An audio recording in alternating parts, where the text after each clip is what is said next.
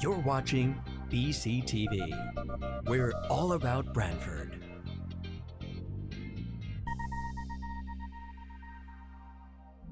You're watching BCTV, Branford Government Television, a service of Branford Community Television. This program is brought to you in part through the support of the town of Branford. Okay, we're going to get started for the Town of Branford Board of Finance meeting for January 28th, 2019. First on the agenda is to approve the minutes of the November 26th meeting. I'll move acceptance. Second. Been moved and seconded. Discussion. All in favor? Aye. Next is citizens' communications, citizens' comments. It's a period of time where we invite folks from the public to come up and comment on agenda items. I believe we have one taker tonight. If you could introduce yourself and sit in front of the microphone, that'd be helpful. And I'll say welcome, Bill. I have something I was going to hand out. Don't worry, I'm not trying to cover the whole thing. You know what, Bill?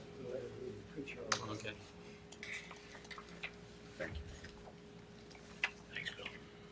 Thanks, Bill.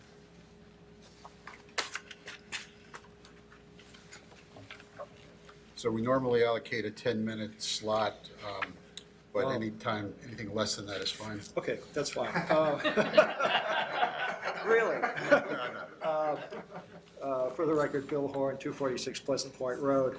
And I wanted to speak on item number 7, which is the consideration of making a fund that would, as I understand it, would be available for what people refer to adaptation to climate change, basically for dealing with the changes that we'll experience as sea level rises and other things. I certainly want to support that. It's a big number, but I have to say I think that in the long run, it really is a very small percentage of what will ultimately be required. Which brings me to what I would like to ask you to further consider, which is to put aside some money to address the underlying problem. Sea level rise is really a consequence of what's been happening with greenhouse gas emissions. Certainly we want to protect ourselves, but it's sort of like patching the plaster when you haven't fixed the leak in the roof yet. I put together, it's still sort of a working draft. It talks about current conditions and trends in terms of carbon dioxide levels, temperatures, melting of the polar ice sheets, and sea level rise. And the sea level rise, and there are 4 sheets of figures that go along with that. And the third page is from a report that the Connecticut Institute on Resilience and Climate Adaptation put out about a year ago. And it looks at sea level rise in Long Island Sound. And their recommendation was to plan for a half a meter, 20-inch increase in sea level relative to the year 2000 by the year 2050. And they explicitly said that they aren't making any recommendations past 2050 because there's so much uncertainty, and all that uncertainty is on the high side. You can see from the charts there, the red line is the model for the high estimate, basically if we do nothing about reducing our carbon footprint. The last page is one that I found fairly interesting. It's from a now 3 years old, almost 3-year-old article in Nature Climate Change, where people looked at proxies of carbon dioxide levels, surface temperature, and sea level dating back to the last glacial maximum. And the thing that I want to call to your attention is that at the top I've got lines there for when the maximum carbon dioxide was reached, the maximum temperature, and the maximum sea level. CO2 maxed out at about 11,000 years before the present. temperature slowly caught up and reached a maximum about 9,000 years before present. Sea level kept rising for another 6,000 years. So once CO2 stabilized, we still had about 8,000 years of increasing sea levels, and in some cases it was as much as 4 feet per century for about, well, certainly for the time between when the CO2 maxed out and the temperature maxed out. So I'm not saying that this is going to happen, but I think that I haven't seen any good reasons why the system isn't going to operate now the same way it did when the whole equilibrium was destabilized by increasing sunlight, which is sort of what set off the melting. And then CO2 and temperature sort of, increased for insulation, the added insulation from the CO2. So, we've missed two good opportunities to put in renewable energy. Neither the intermediate school nor the community center is incorporating any renewable energy, even though this building here incorporated a lot. And we're also, I think we're putting close to $1 million, maybe more, into refurbishing the Company 9 fire station in Indian Neck, which is only a couple feet above current sea level. So, if we're looking at multi-foot sea level rise over the next 100, 200, 300 years, I think it behooves us to be thinking now just how much we want to develop and put down resources and in the way of that without doing something to try to slow down. Thank you very much. Thank you, Bill. Any other comments from the public? Okay. Next, we'll move on to item number 3 to hear a request from the Assistant Finance Director regarding the establishment of a municipal bond escrow account at Guilford Savings. Catherine, how are you? Back in 2008, Jim approached this board and requested and received approval to create a separate agency fund to track the bonds and fees that are collected by the land use departments. Currently, those funds sit in an account with the Bank of America. Last November, we met with representatives from the Guilford Savings Bank, in which they introduced us to a new product that they were going to be offering that was very similar in tracking those bond escrow accounts.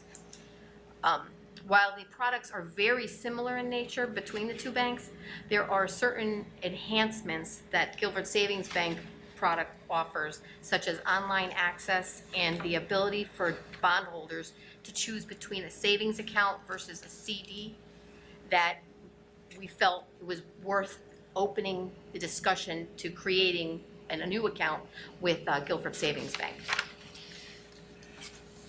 And so you're recommending that we do Yes. that and ask for permission to do that. What's the size of the asset, the total assets that are in there? About 400,000 and change. Okay.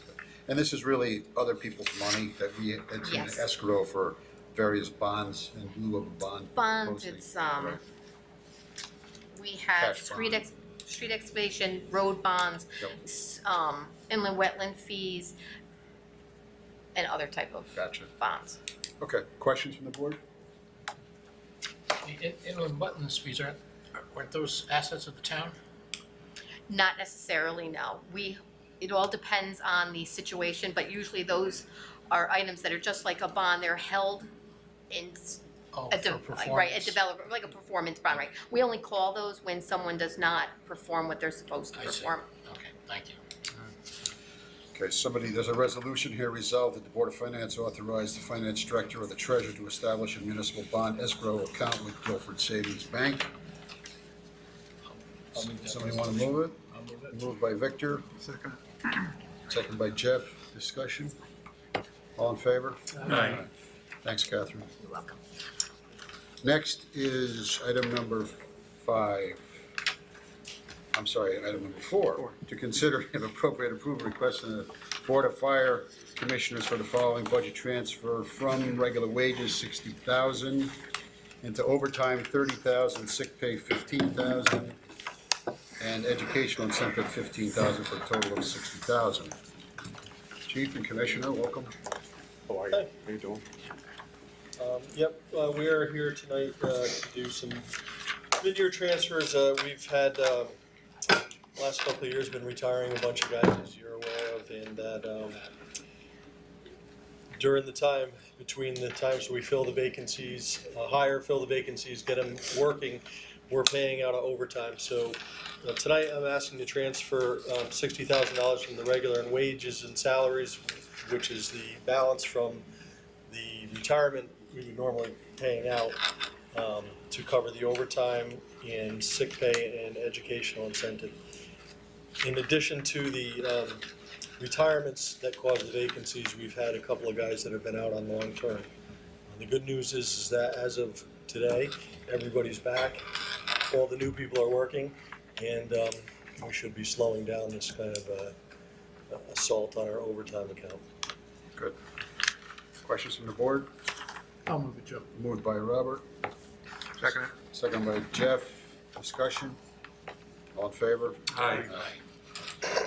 Thanks, gentlemen. Next is item number 5, to consider and if appropriate approve a supplemental transfer request from the Finance Director on behalf of the Board of Fire Commissioners for an additional $175,000 to initiate and complete the renovation of Indian Neck Firehouse.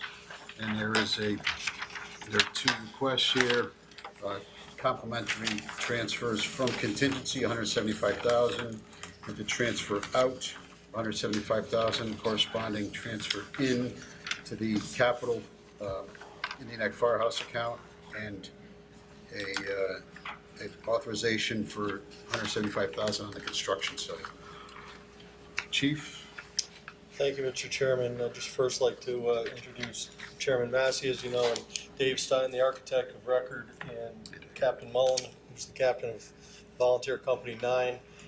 This project was estimated not only by our architect, but we brought in a third-party estimator.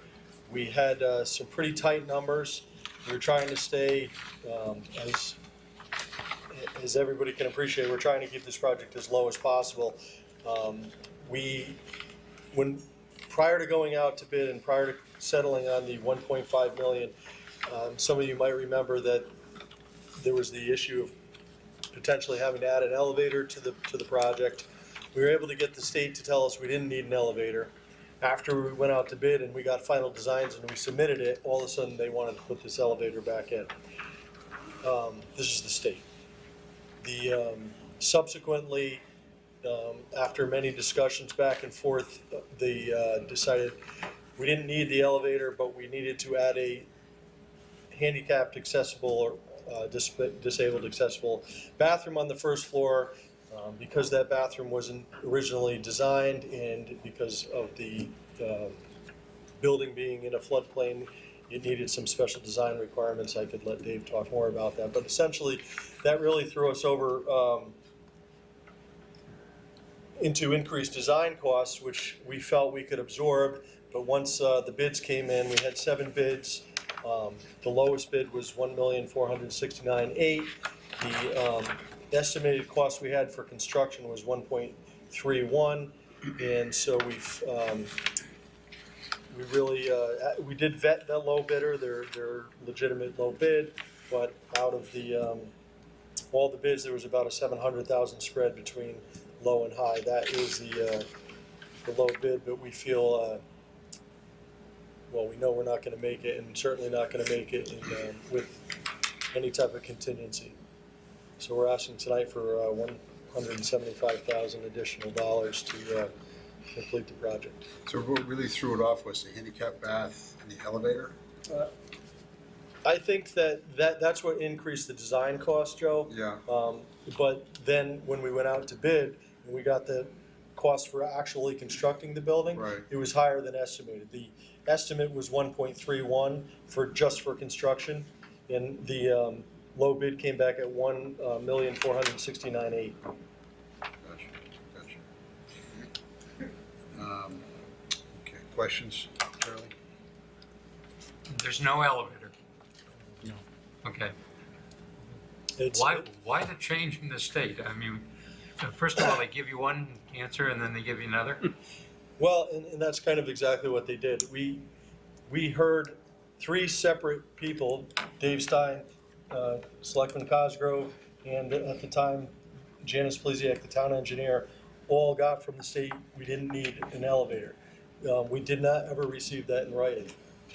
So I think once they saw the design and some other people laid their eyes on it, and somebody threw out there that we needed it, they started to question themselves. At which time, a lot of back and forth went on, and what was decided was we didn't need the elevator, but we needed this additional handicapped accessible bathroom on the first floor. Which again, it was not only the increased design costs, but then once it went out to bid, the bids were higher than expected. It's one other question. Is the grant money in jeopardy because of any delay? At this time, there's the grant itself is, we've been in touch with the state throughout the whole process. They understand where we are, everything's fine. It's just, just at the straight numbers, we don't have enough money. Victor, you got a question? Yep, Chief, you have these bids on the second page. That includes demolition? Why is these numbers so high? Is the demolition really $200,000? I don't think the demolition's 200,000. Where are you seeing demolition? Or is that site work, or what is it? The demolition's 40,000. I see the low bid here. Oh, there, I'm sorry, I'm looking at the wrong line. Oh, Okay, got it. Got it, okay. When the Thank you. project was originally budgeted, there was a separate line item for demolition, but the demolition is part of the bid numbers that you see that was all built into the bidding documents. Okay, thank you. And I see the proper bid here, Brad. Yeah. Second to last line. We don't have the cost estimates in front of us. Where was the discrepancies between what we estimated and somebody? So the budget, Joe, was for architect and engineering. Originally, we estimated $87,000 after the increase in the back and forth between the elevator and other value engineering issues that we did. That cost went up to $107,400. We estimated $40,000 for demo. We had advertising and bonding costs at $5,000, and then the construction with a project contingency of 7 to 8% was 1.31, which gave us that 1.5 number. And the bid just for construction, which includes everything but the contingency and the architectural and engineering fees, is $1,469,800. We did discuss as a committee the pros and cons of throwing out the bids and rebidding, and I will defer to the experts in the room who work in construction. I am the fire chief. It's not my area of expertise per se, but Selectman Cosgrove and Chairman Massey both have a lot of experience in that realm, and in those discussions, we felt that the benefit of rebidding, we just didn't feel that we would really get that much of a difference, and the downside of that is we could lose that low bid as well, if I'm explaining that correctly. Yep. So there's always going out and trying to get slightly lower numbers from the same group of bidders. Usually the results, they end up going higher because now you've seen your hand. You may want to, so the numbers are already out there. So if you are the lowest bidder, are you really going to drop much lower? Even if you could, you're not going to because you've already given out your numbers. So there's a little bit of a chess game that we see happens when the first bid is already there. Unless you change scope significantly, then you begin to see a change. But it's purely just as a strategy session to see whether or not you're going to get a lower number. You usually don't get those results. If anything, you lose time. And when we were bidding on this project, at the tail end of last year, you're dealing with escalation going into 2019. And we didn't want to be forced with just those price changes that we know are already upon us, because we're asking contractors to hold those numbers all the way to the end of the project. So I think it's a combination, the disparity between where we were with projected bid numbers and that time lapse between the state to do the redesign was just that few months, and just shifting into the next season has a lot to do with the projections of a contractor starting now in early spring. So it's really a combination of all of these things got us to where we were with the 7 bidders. And we're not surprised to see big swings from low to high. That doesn't necessarily, that happens often, even in the smaller trade packages that's there. Contractors just see things a little differently, especially on a scale project like this. The good thing is we did see the bidders that did come to the table are bidders that bid on this type of work and are well qualified. It wasn't that we had somebody that was underqualified even at the high end or the low end. So we were confident with the bidders that came to the table, and we weren't surprised that we would see a large spread. So is the all-in cost 1.644, somewhere in that neighborhood? Yes. Yes, and that includes 98,000 of contingency. Actually, you knew these pioneer builders? You knew that? We vetted them out. They are DAS qualified. Their portfolio, they've been around for 25 plus years. They're qualified. They're going to they self-perform a lot of their work, which is a reason why their number is where they are. They're not just brokering the work out to all the subcontractors. So they'll do demolition themselves, they'll do site themselves.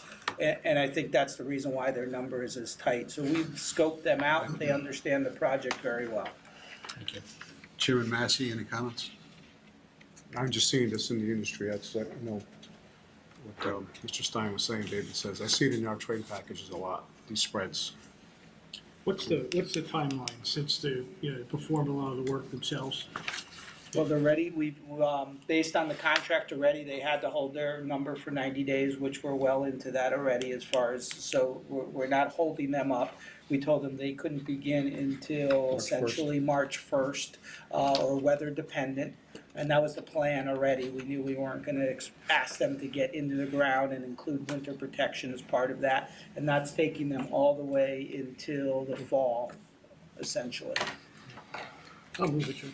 Okay, been moved I'll second and it. seconded. Jamie, you got comments? Yeah, I'll just add that I met with the committee after the bids had come in, and we evaluated them along with the town engineer, and just in determining what's the next step, what's the process, if we're going to go back out to bid. And I think there's things that we have to consider, and we know we've done this with other projects as well. Is there an opportunity to VE or scope change? This is a very simple project, very limited. We went through a VE process and scope reduction prior to bidding. Second, did we get decent bid coverage? We had 7 bidders, 7 responses from qualified bidders.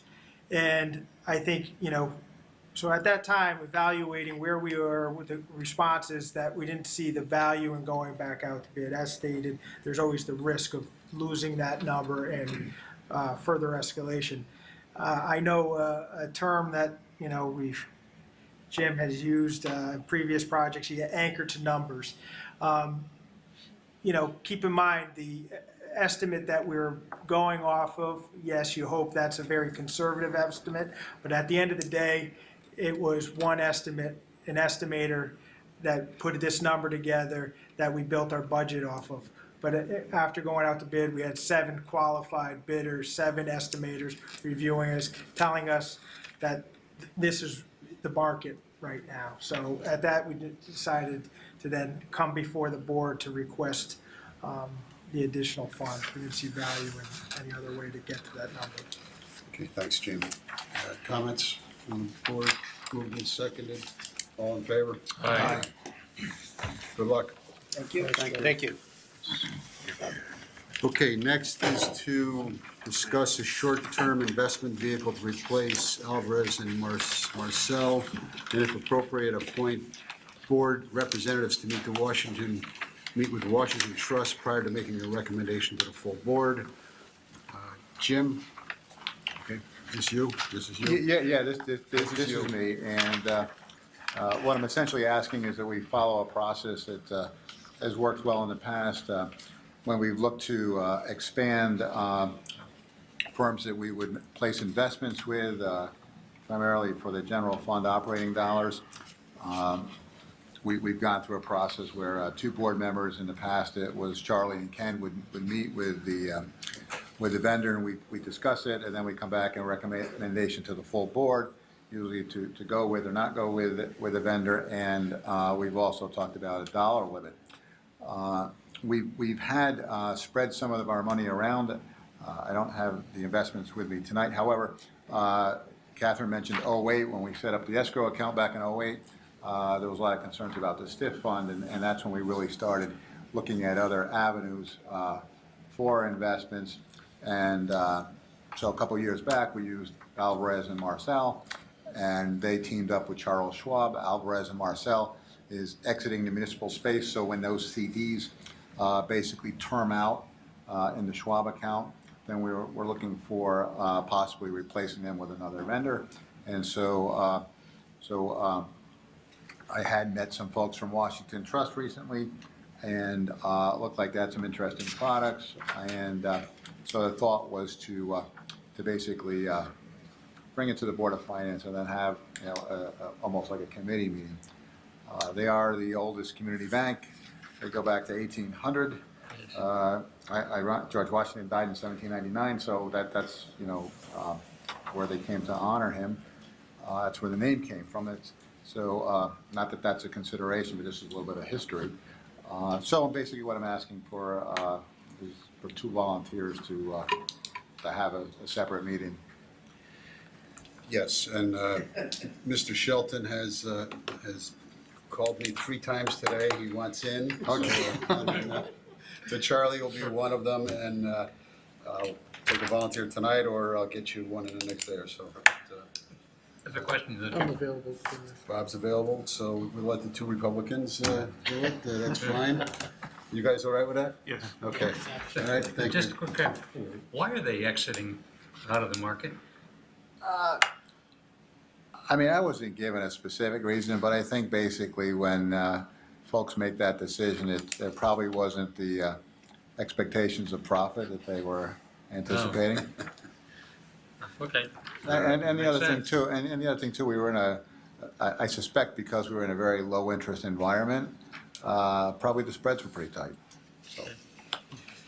So thanks, Jim, for that. And so Charlie and Bob will participate with you, and you expect to come back to the board in the next month or 2 or 3, something like that. Okay. Thank you. Next is to consider and if appropriate, approve the creation of a coastal resiliency fund and appropriate $1 million from undesignated fund balance per the following transfer.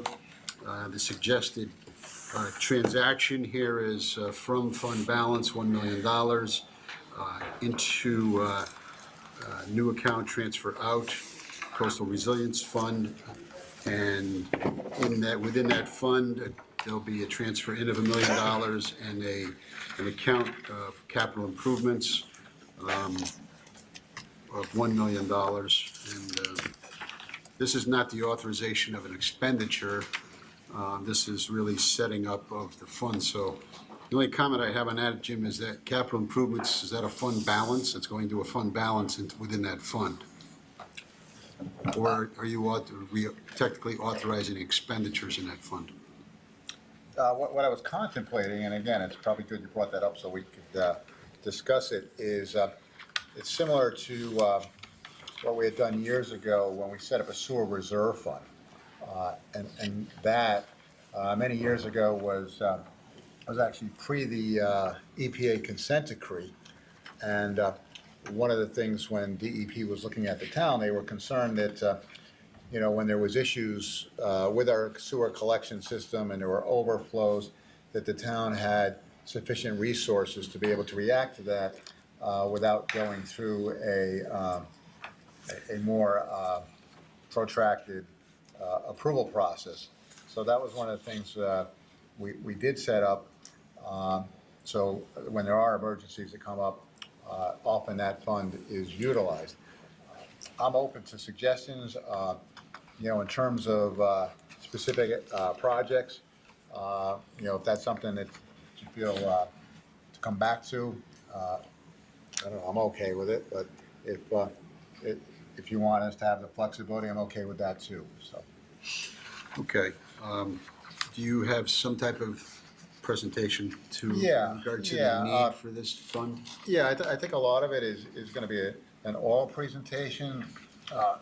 What you have in front of you, what you have is in your packet, you have the hazard mitigation plan that was worked on with the South Central Regional. It was a multi-jurisdictional hazard mitigation plan. I excerpted sort of summary copies for the Branford section.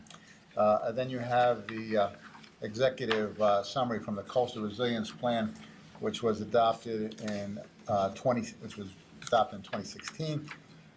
These documents, as I understand, are incorporated by reference as part of the Plan of Conservation and Development, which was approved earlier this month.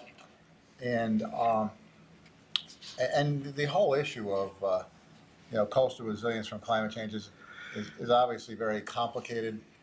In the public comments tonight, you heard a lot about some of the contributing factors that lead to sea level rise, and clearly there's been a lot of studies on this. One of the things is that I think most folks will not dispute is, as Jamie has mentioned in past meetings, is that the sea levels are rising. And many communities, rating agencies, insurance companies, municipal planners, and engineers, they're becoming increasingly concerned about the risks associated with the rising levels. So Branford, being a coastal community, basically precipitates a need to try to address this. In my letter, I excerpted from the Planning and Conservation Development, which said, the scope of the issues associated with sea level rise are so extensive and expensive that it will be difficult, if not impossible, for the town of Branford or any other governmental organization to address them all. And I think at a first read of that, it probably provokes, as I said in my letter, a sense of despair. And it is scary on the surface of it, but I think upon some further reflection, at least in my own sense, it was really designed to compel us to move forward in addressing these vulnerabilities and challenges. And to a large extent, a lot of that groundwork has been done through those documents that you have. And the details of those documents are a much thicker document. I provided you with the executive summaries. And I think it's important to understand that this is going to be a long-term endeavor. It's very difficult to try to come up with the perfect solution. Folks in this who know a lot more about this than I do, there's different approaches to take. Anywhere from building a wall to basically retreating to accommodating. It's a challenge that many communities are facing. I was also in New York City. I talked to. I was at a meeting at the rating agencies talking to a woman who was in charge, general counsel for a city in New York for their coastal resilience. And there are a lot of challenges out there. There's also some financial implications, clearly. We do have public assets and private assets that are vulnerable because of their location. I mean, treatment plants, for example, are typically close to the water, and it kind of makes sense that they would be. There was a group, the Union of Concerned Scientists. They did a study. You can look it up online. You could look up any coastal community in the country. You type in the zip code, and basically what they do is they assess. They do an estimate as to what your tax loss would be. So in Branford, they're saying that basically there's about 159 properties. In the current value, it's about 64 million. Assessed value would be about 44.6 million. So they're estimating that on the surface of it, based on that, we would see a $1.3 million loss in the grand list. I'm sorry, in taxable dollars. You future value that out to 2030. Obviously, the number gets bigger.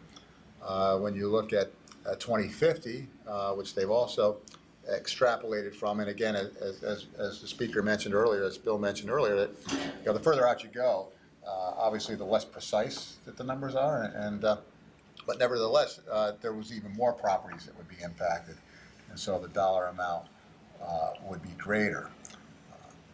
And this is affecting all shoreline communities.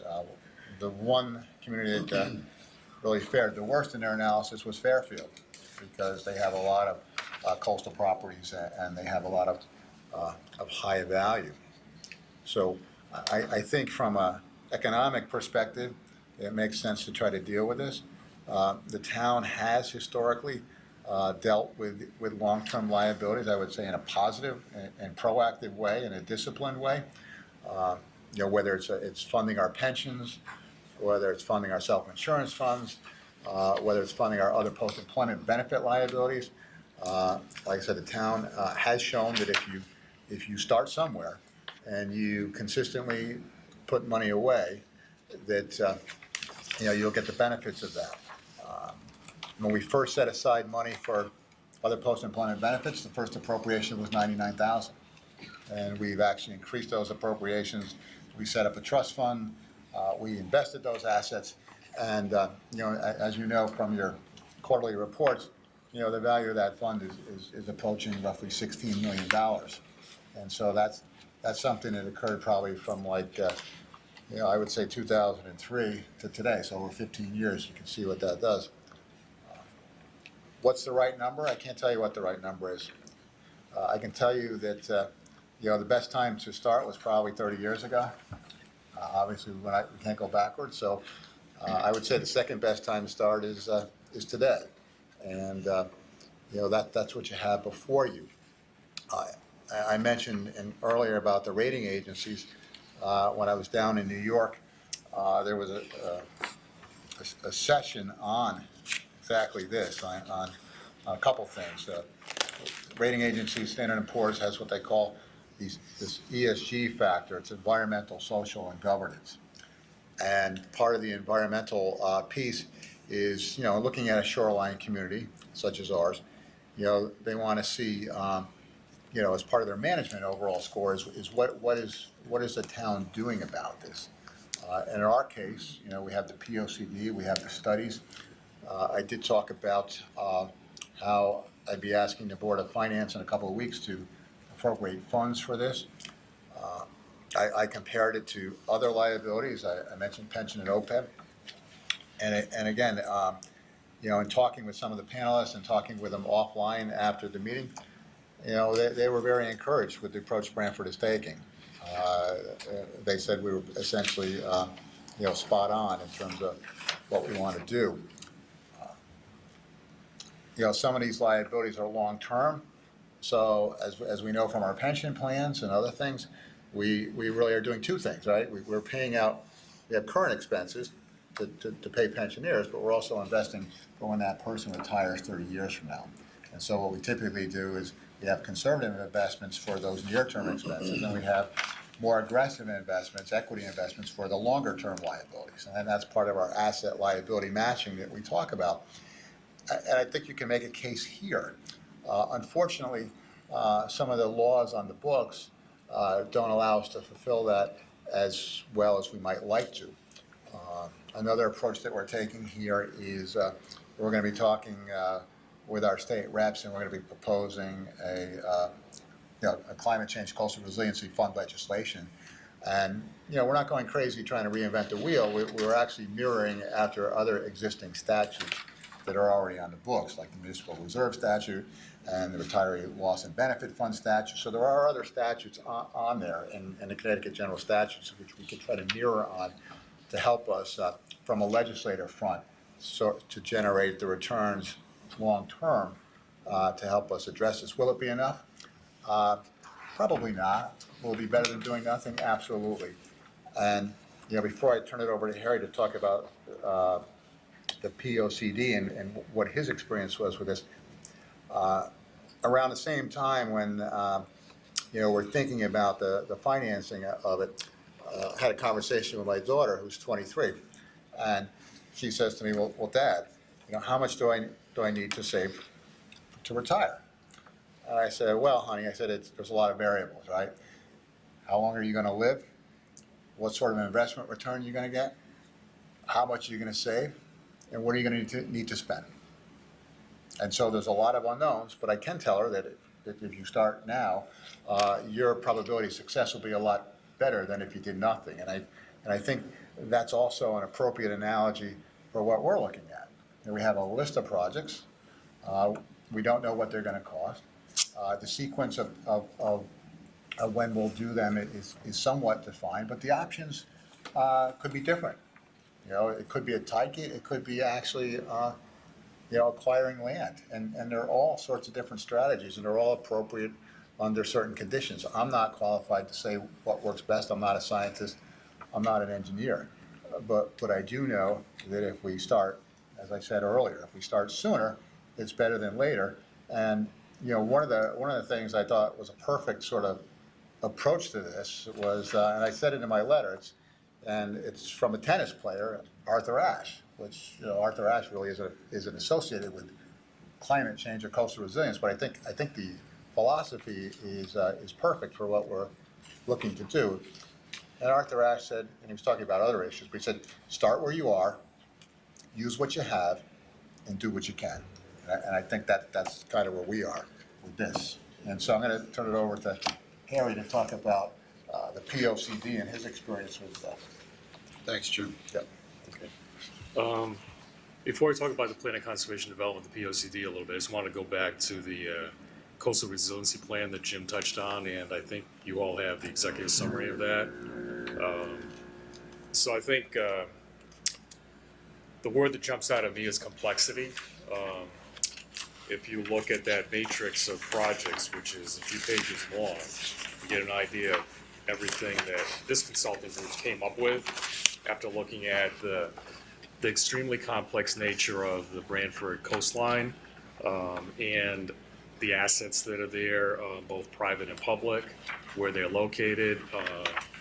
Also, the complexity of the shoreline, the impact of storm damage, and just the sea level rise in general, changes on how the shoreline's oriented towards wave action, for example.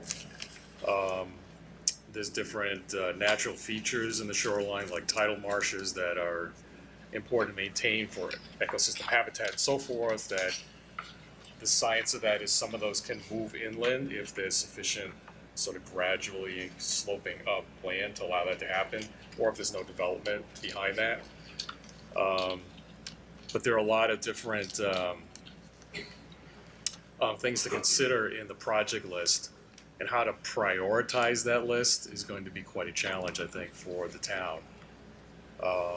There's all kinds of things that enter into that. One of the things we thought about in the plan of conservation development, I don't know, did you get the whole chapter on the coastal, or just get a sheet? Because I have the whole. Just a sheet. I can pass this all out. I will afterwards, but I just mentioned sort of this approach that we came up with, which is to look at. I think Jim touched on what we're talking about in terms of utilities, and we're talking about private homes, we're talking about roads and bridges and railroads and health infrastructure, hospice facility, all those kinds of things. But in terms of how to get at it, we looked at all those assets are served or controlled by different entities, different types of entities. So you're really talking about kind of utilities or public companies in the town itself, which is sewer system. A lot of the roads, state controls the state roads like 146, which would be impacted by this. You're talking about sometimes beach associations, neighborhood associations, which control some of the private roads and some of the infrastructure or bulkheads or walls along the shoreline itself. Then you talk about individual property owners looking at whether to raise a home. If particular property, for example, has been in a couple different storms and has suffered a couple of times. It's what's called a repetitive loss property. So is the question of homework could be, do I raise it? Do I take the money and abandon the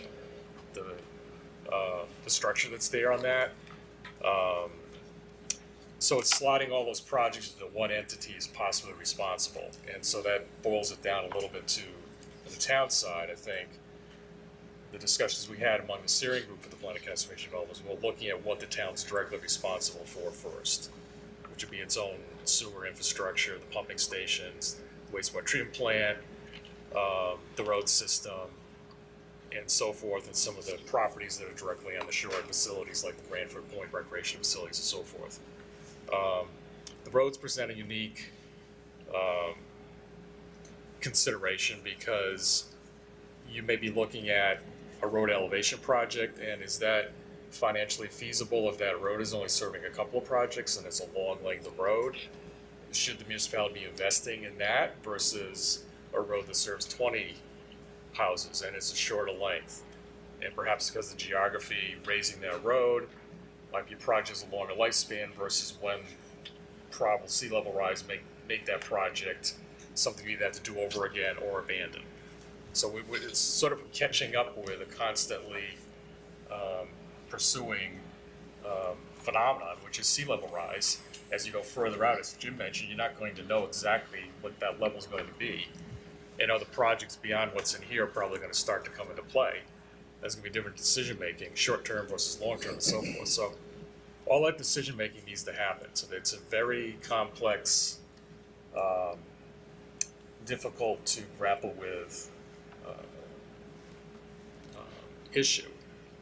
But I think appropriating money is, and I think it was mentioned in the plan, or I think maybe earlier in the evening, that the cost and price tag for these projects, if you look at what the town might consider itself responsible for, is going to exceed the amount of money that eventually going to become available. Yeah, speaking of money, this isn't the only source. I think it's quite important to know that there's there's also FEMA grants available. There's a short-term economic assistance program that might be available. The town has the option to borrow, as we all know. The debt plan, other than the Linden Avenue, doesn't have any specific other projects related to coastal resilience. However, there was a contingency aspect to it as well, and we could look for matching funds. One thing that's probably a little Pollyanna-ish is, perhaps the state someday, if we're taking property off the grant list, maybe they could develop, probably not in the immediate future given their financial constraints, but at some point, their pension and debt problems will be solved at some point in the future because, they made some plan changes. It'll take a long time, but if we're looking at 2050, 2080, at some point in time, it may make sense for the state to do like a pilot. If we're taking property off the grant list, for the purpose of coastal mitigation, sea level rise projects, maybe there's a pilot involved. Maybe the state funds it at some percent. It's probably cheaper than then coming up with an immediate grant dollars to give us a slice of it every year in terms of tax relief, and it would also be an incentive to take action. So this isn't certainly the only funding source that's available. But again, if you look at it in terms of potential cost, to the grant list and some of what our vulnerabilities are, it might make some sense even to consider. And again, I don't want to presuppose anything because we have a budget process and we have public hearings, etc. But it might make sense to kind of come up with and again, like some percentage of the budget that you may want to allocate towards coastal resilience. It's because again, it's going to impact us at some point in time. Jim, how many towns have are in the same position we are as far as establishing one of these types of accounts? I haven't heard of folks setting up accounts like this, although I don't want to say that they're not doing anything because I think that some communities are elevating roads as part of their capital plan. So they're approaching it differently. I think one of the benefits sometimes of having a fund and addressing it and trying to reach it is that we're all sort of, the way our minds work, we compartmentalize, right? You know, so, or sometimes people call that mental accounting, but in this case, it's obviously it's its own fund. A classic example of this would be a Christmas club, right? Now, when I grew up, I had a savings account, but I had a Christmas club. Well, why did I need a Christmas club? I could have just saved money in my savings account. Why did I have a Christmas club? Because it was a dedicated source. I put money away. And then I would get money in November, and I would have it for Christmas gifts to go shopping. Another approach, and it's not an official term, but I call the reverse Christmas club. The reverse Christmas club is somebody borrows in November and pays it back over the next 12 months. That's the reverse Christmas club. And so when you look at sort of how you approach these things, it's a little bit of both, right? You get other people to pay for it through grants and FEMA. There's a public interest from a state, national, and local level to do that. You could actually borrow money and then pay it back later, or you can pre-fund. So there's a lot of different aspects to this, and this is really, this gives a focus to decision makers. It gives a focus to our taxpayers. It shows that there's a commitment.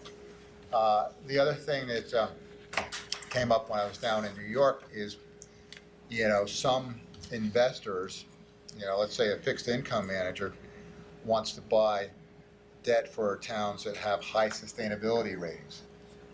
Now, we don't get rated on a sustainability rating, but if somebody was to own Branford bonds, this other firm would actually look at these things.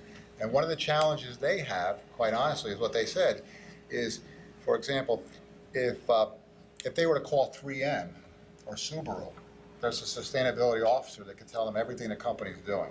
So if they own Subaru debt, they own 3M's debt, they could say with confidence what their sustainability approach is. With municipalities, it's different. There's no uniform reporting. So a lot of it is self-reported or what they can gather from clipping services.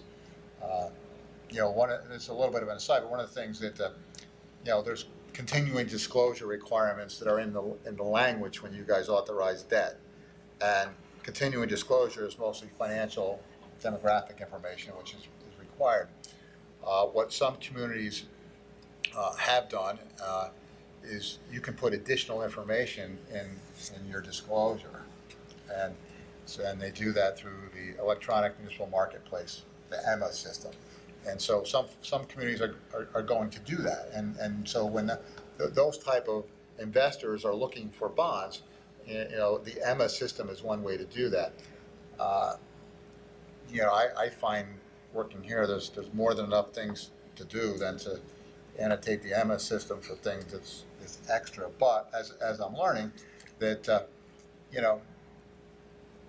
maybe there's some benefits possibly. I mean, there's not a pricing benefit really to date, but that could change. The buyers could be changing. So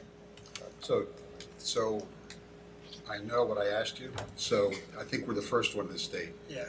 And it's good, all right? So, and I commend you for your research and what your thought process is. But we probably are the first one in the state, or one of very few that are in the state that are setting this type of reserve fund up, which is positive. And so I think, again, thank you for, all of that work and thought and such. A couple of questions to Jamie and you and maybe Harry. If this monies go into this fund, when might you anticipate some expenditures coming out of it, if in fact it goes into capital improvements? And secondly, again, you had thought, again, your illustration of a Christmas fund. So we have our annual budget process. This is probably a little less than 1% of the budget. We don't know what a number is, again, because we're on the cutting edge of this to some extent. But do you anticipate requesting some type of annual allocation for this? In a perfect world, I would say that would be a good direction to go in. Yep. Because, otherwise the fund itself will just die because we know that the needs are greater than the amounts that's there. I also think it's important if you fund it over time You know, similar to what we do with pensions and OPEB, you know, there's a generational equity issue, right? You know, you want basically, you don't want to hit one group of taxpayers with all of this, to the extent that you can do this over time. In terms of specific projects in the executive summary, there was two areas that it looked like they were fairly critical. At least I underlined two of them. One was had been mentioned before, and that was trying to come up with a solution by putting a floodgate over. I don't know the exact street, but it's next to the eel pot, and they call it the cow path. That was cattle crossing. And then the other is that there's a sewage pipe, so it's carrying wastewater. It's in an area that there's been erosion and is now exposed. So, having been here when the consent decree was put in place a decade or so ago, to me that sort of makes me a little nervous, you know, because part of our agreements with the state is we have to report overflow. So if you have a pipe that's along the shoreline, it's exposed. That's something that was identified. So I think that would be something that we would look to address sooner, not later, right? Yeah. I mean, I think that also, Jim's point, we're establishing this fund, and I think, to Joe, to your question, I'm not aware of another municipality that has set up a fund like this, and ultimately, where, as Jim had touched upon, where we'd like to go is have enabling legislation or statute to have us invest a portion of this money, because, you know, we ultimately want to let this grow. So there'll be funds used from this to offset, and again, we can do, you know, coastal, you know, there's all different measures as far as hardening the surface, hard infrastructure, green infrastructure, but then there's also the planning, the study, damage repair, property loss, that eventually, you know, property acquisition, that ultimately we could probably draw funds from this. Will this be the only funding source? No, but it's certainly will put us in a stronger position in the out years. So I do support the idea of, you know, going forward with the, you know, our legislators and trying to get the legislation allow us to invest that, as well as continue to contribute to this fund. I think Harry, I just want to, on Harry's statement about the complexity of these studies. Jim is referencing the Coastal Resiliency Plan, which was done in June. And then there's also another plan that was referenced, part of the SCROG. They looked at different areas, different types of projects. So I think, you know, each project, I think one of the questions you asked at the beginning is, would there be appropriations going through that process? I think we need to go through that, because there needs to be public discussion on how we're prioritizing when it comes to a capital project in doing the project. We may want to have some latitude when it comes to, you know, the planning and the study, but when it comes to appropriation for a major project, you know, that needs to be evaluated and prioritized through a cost-benefit analysis, and that needs to be discussed. So again, with that, I just think we are at the forefront of this. However, you know, as Jim mentioned in his letter, and he read the statement that was in the Plan of Conservation Development, that probably sparked an internal discussion with, you know, Jim and I and other members and other staff. And then around that time, there was some additional information and articles that I was reading, and Jim and I were discussing it and the impact. And, you know, he did come up with the idea and came in and suggested, how about we create a coastal resilience fund, and, you know, what was, how would that be received? And I think, you know, the town of Branford has prides itself in really addressing future liabilities, OPEB, the pensions, and I see this, you know, the debate of the cause of sea level rise or the magnitude, put that aside. I think it's widely accepted that sea level rise is occurring. There is increased flooding that's occurring throughout not only Branford, but all coastal towns. And, those are gonna need to be addressed. And again, there's different measures on how to address it, different, means that we may go as far as doing that. However, it is a liability that's, in the out years. And we need to start, again, there are some addressing now, but, so that's why I'm supportive of the idea, and I thought this was a great idea to come forward. I did, contact state delegation today, a couple of them. Senator Cohen, I happened to be up in Hartford today, asked her to review this fund and potentially put forward some proposed legislation. So that's where we are today, and hopefully the board sees fit. Joey? Thank you. Yep, I'm sure we have a few questions. Bob? Yeah, so I see this as a proactive approach to head off or soften potential disaster events. So one of the questions I have is, so if we have an event and we're involved with FEMA, are they going to look at this pool of money that we have as a gap? To not fund as much to us rather than the next town who doesn't have this type of a gap insurance? Yeah, I would be inclined to say no, because, every event, disaster that I've been involved with FEMA is that they have a specific rule book which basically says what's eligible and what isn't eligible. They do require that you exercise any insurance contracts you have. So, for example, if the Indian Neck Firehouse was to flood, for example, then, we'd have to go through our property insurance first.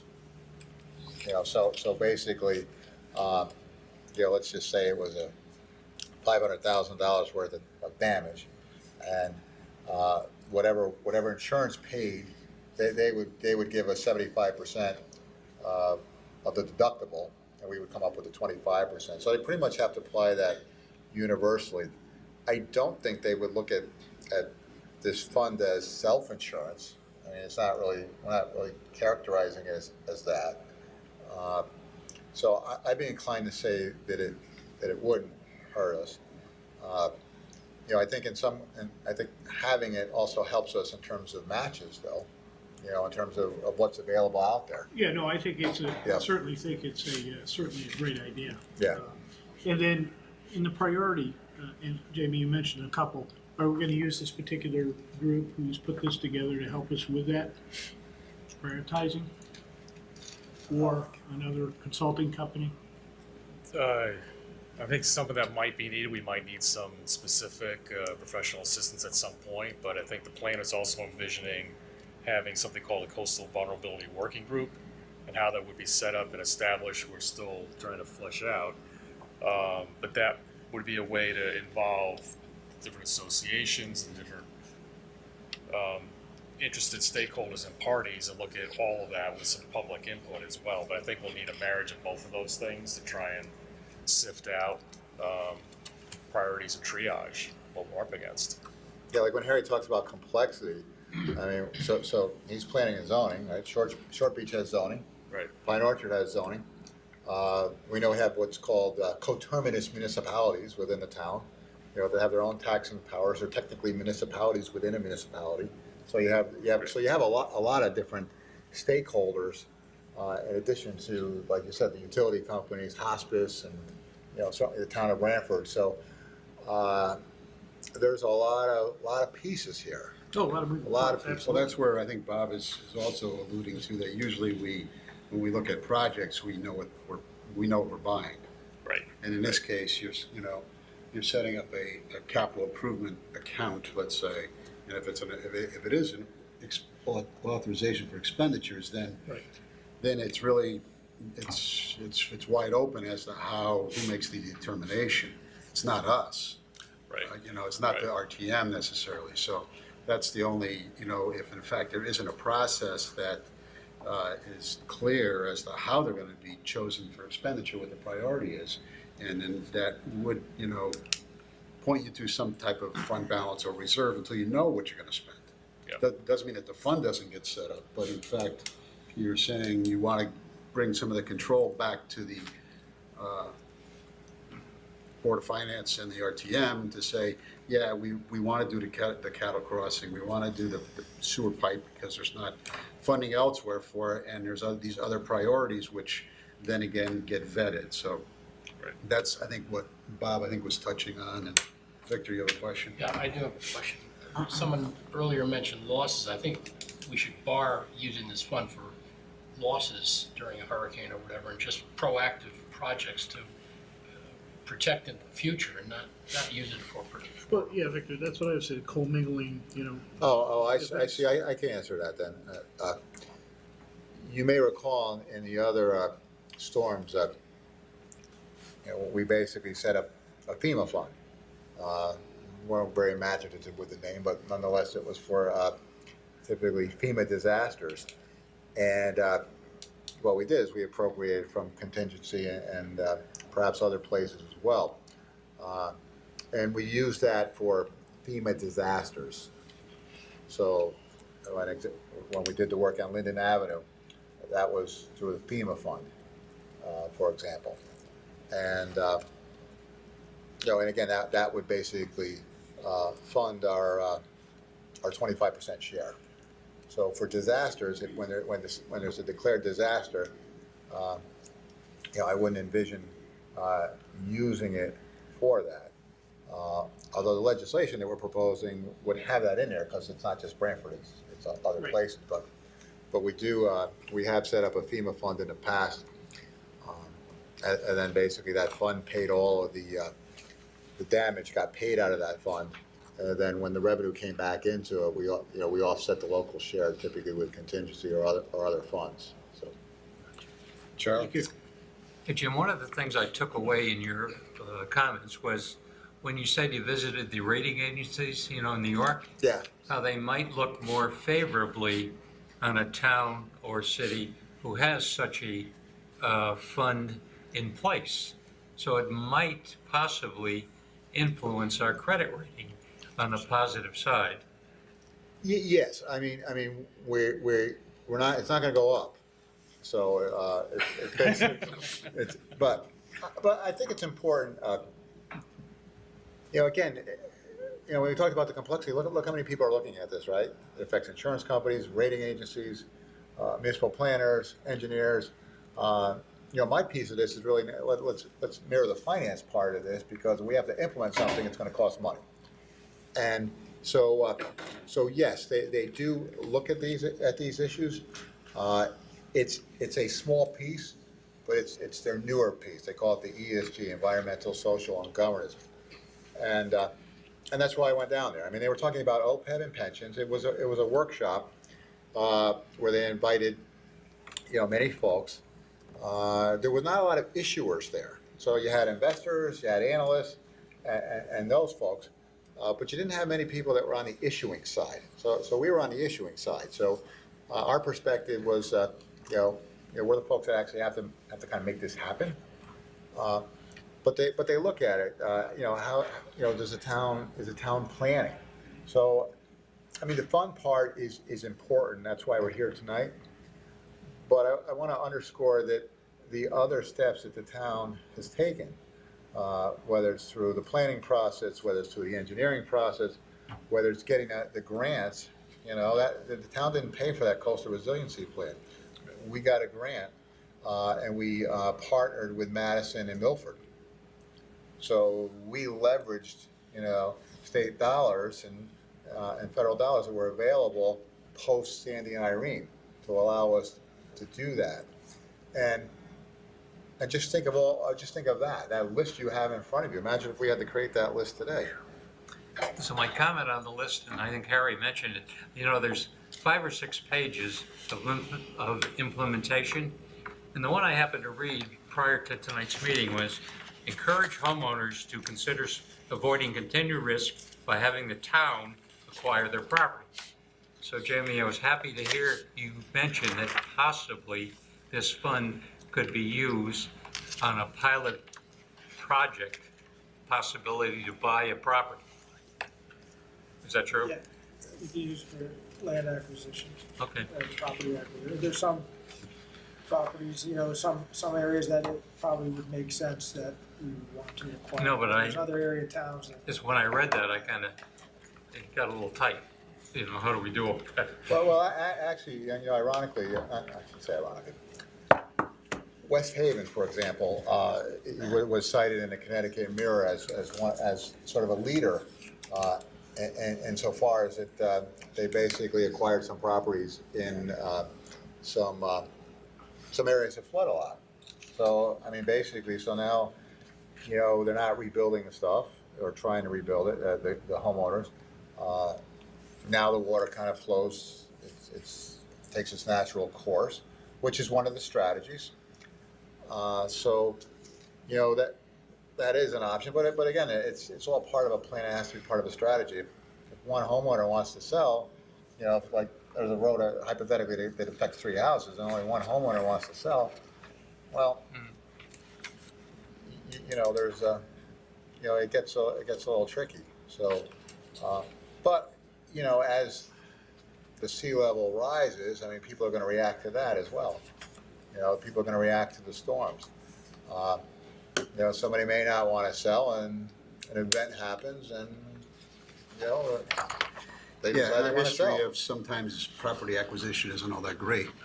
So with that, what I'd suggest is that I'm going to read the resolution, but I do think we ought to consider the new account, because again, we're creating an account. I think it's a good thing.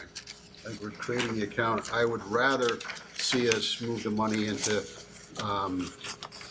instead of capital improvements line item, I would rather put it into reserve for future expenditures, or AKA fund balance. Yeah. Unless you have specific projects tonight that need to be funded, I think that's a more conservative approach. So with those comments, I'll read: resolved that the Board of Finance recommends to the RTM an increase in appropriation for the fiscal year 2019 general fund budget from $112,080,371 to $113,080,371. This increase will be funded through an appropriation from fund balance and used to create a coastal resiliency fund. The transfer out of the general fund would be from fund balance to transfer out $1 million. And in the newly established fund, a transfer in of $1 million and landing into reserve for future expenditures, fund balance, or something of that title. Is this in anticipation of the legislation doing this temporarily? Is that what you're I suggesting? think that it is anticipation of, it's to set up a resiliency fund and to retain control over what it actually is being spent on. Okay, I'll move the resolution, Joe. all right, I'll second it. Motion been made in second. Discussion? Comments? All in favor? Aye. And just a comment to you, Jim, and Harry, and Jamie, but in particular to Jim, thank you for the research and the follow-up on this. And, thank you, Jamie and Harry, as well. Thank you. Okay, next, number 8, to respond to a memo from the finance director on matters related to medical self-insurance, other post-employment benefits, and workers' comp and heart and hypertension funds. Jim? Sure. Actually, this is probably a good segue into this because we're just discussing coastal resilience, and we typically look at the adequacy of our self-insurance funds, our pension and OPEB needs, and so the purpose of this letter is to really look at the medical self-insurance fund balance as well as our workers' compensation, heart, hypertension efforts, and so I want to have a discussion about kind of where we are with some of these things. The first one is medical self-insurance. As you know, we decided to fully self-insure medical costs in fiscal year 2010. Prior to that, we had taken gradual steps into it by doing dental and prescription drugs, but in 2010, we decided to basically go all in on the self-insurance. Initially, we wanted to set up strong reserves in case we had bad years, because we would typically buy an aggregate stop loss, which would basically cover us over 120% of claims. And then we would look to fund, at the very least, at least 100% of expected claims. And those numbers were developed with our medical consultants. In 2009, we went from the Special Revenue Fund for other post-employment benefits, which I believe was started in 2003, to setting up the OPEB trust. The reason we did that is so we could have better investment returns. Better investment returns meant our liabilities were discounted at a higher rate, so it improved our funding ratio. And that's been very successful. We have over $15 million in assets, and we're starting to improve our funding with that. Self-insurance fund has done well up until this point. And if you look at the two funds together, there's really the nexus is that the two funds basically provide health benefits that are contractual. So they're either providing health benefits to current employees or providing benefits to folks who used to work for us, legacy clause. And the medical self-insurance fund has a very positive fund balance. The OPEB, as we know, is not fully funded. As far as I know, no one's is fully funded. So when I was looking at these two, I thought, it would make sense to basically, journalize, expenses to the self-insurance fund and then have them go into the OPEB trust fund. And then that would reduce that liability. And in doing so, you essentially get the actuarial benefit of having the dollars in the OPEB trust fund and having the dollars invested. I think it's also important to note that the way we currently pay for the retiree health costs is that they're initially paid out of medical self-insurance fund, and then only those claims get then transferred into the OPEB fund. And I've referred to this in the past about a strategy of funding OPEB like a pension.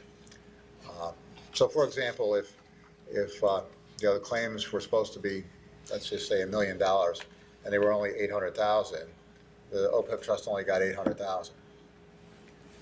If you fund it like a pension, you would put $1 million into the OPEB trust fund. They would reimburse the self-insurance fund $800,000, and the OPEB trust fund would have the $200,000. So in years when, and I don't know the specific years, but in years when that's happened, the OPEB trust fund basically, loses out in the way that liability is measured. So again, I think it makes sense if you think about it. You have taxpayers' assets, taxpayer liability, all under the nexus of providing contractual health benefits, and so in order to basically journalize that from one fund to another, I realized that that's something that we should talk about, and I think it's we all know conceptually what those benefits are. We would have more specific results once the 2018 valuation of OPEB is done, because we're still working off the 2016 assumptions. So with 2018, we'll have a better sense in terms of how that changes our liabilities, how it changes our annual contribution, and then going forward, there would be other discussions. Well, do we want to, shorten the amortization period, for example, or do we want to keep it the same and fund it slightly differently? So, but in the short term, I think it does make sense to, to basically make those entries. But again, it's has an impact on the financial statements between the two funds because they are separate accounting entities. But it would be to our advantage to do that. Thanks, Jim. So we've got Jim's memo. Questions from Jim? I have just a draft resolution here, which is a consensus type of resolution. Resolved that the Board of Finance approve the Finance Director's memo dated January 25th, 2019, and its and along with its consideration and recommendations.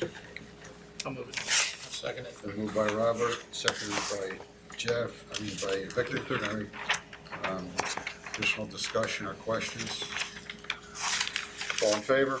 Aye. Thanks, Jim. Yep. For that. And with no other business to come before the board, I'll entertain a motion to adjourn. So moved. Been moved, Second? seconded by Bob. All in favor? Aye. Thank you.